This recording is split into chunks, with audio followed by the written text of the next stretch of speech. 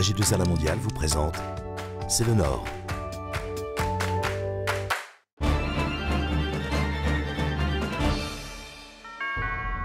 Bonjour, C'est le Nord s'intéresse aujourd'hui à la santé. Pour en parler, l'homme du Nord que je reçois est Emmanuel Faure, instructeur en méditation pleine conscience à Lille. Bonjour Emmanuel Faure. Bonjour.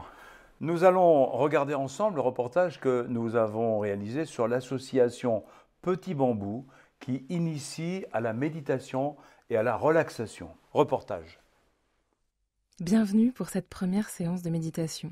L'application de méditation de Petit Bambou, donc c'est une application de méditation pleine conscience. Et la pleine conscience, ça permet de se vivre au présent. C'est-à-dire que ça permet de prendre un pas de recul par rapport au flot des pensées qu'on ne peut pas empêcher, parce que notre cerveau il est programmé pour penser.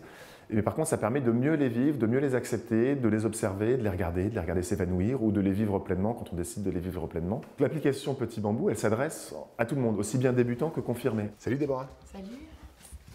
Ça va ? J'ai téléchargé l'application, j'ai commencé à l'utiliser assez fréquemment et c'est devenu vraiment un rendez-vous quotidien. Cette agitation mentale peut naturellement s'apaiser. Ça se présente comme ça, on a la liste des vidéos qui ont déjà été effectuées et ici, avec un gros bouton play qu'on ne peut pas louper, la vidéo à effectuer.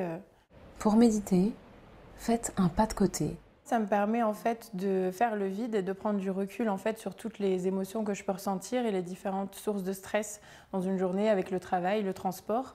Ça me permet de lâcher la pression, d'accepter mes émotions pour mieux les contrôler et surtout ne plus les subir et d'appréhender en fait le quotidien de manière beaucoup plus positive et avec plus de philosophie. Il y a un changement qui doit s'opérer. Notre intention, c'est de permettre d'être une des briques qui permet ce changement intérieur des gens.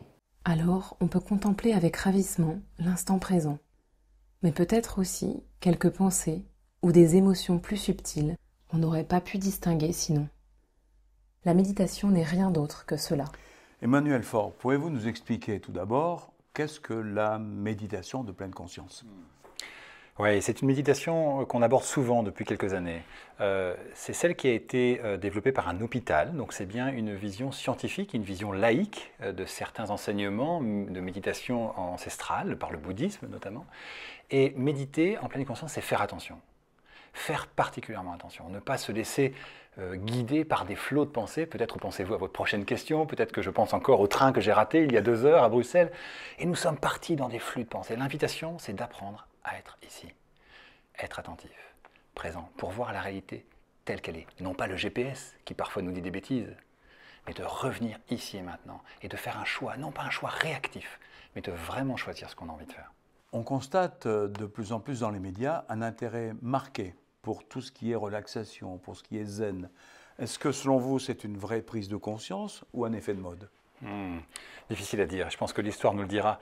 Néanmoins, il y a des faits très clairs. Le nombre de personnes qui pratiquent la pleine conscience, le nombre d'hôpitaux qui proposent la pleine conscience pour les patients, le nombre d'écoles, d'entreprises qui proposent ça, le nombre même de mutuelles en Belgique, juste à côté, qui proposent de rembourser la méditation pleine conscience. L'Angleterre, remboursée par la sécurité sociale. Tout ça est en augmentation constante. Et l'élément encore plus marquant, c'est qu'on peut compter le nombre de publications scientifiques qui sortent tous les ans. En gros, les scientifiques qui regardent tout ça, 700 publications scientifiques. Ça veut donc dire que la science valide l'impact significatif de la pleine conscience sur notre santé, mais aussi sur notre façon d'être les uns envers les autres. Ne pas voir la réalité à travers des filtres de pensée, les 76 000 pensées que nous avons tous les jours, mais de voir la réalité telle qu'elle est. Merci pour cette bonne leçon, Emmanuel Faure. Et à bientôt dans C'est le Nord.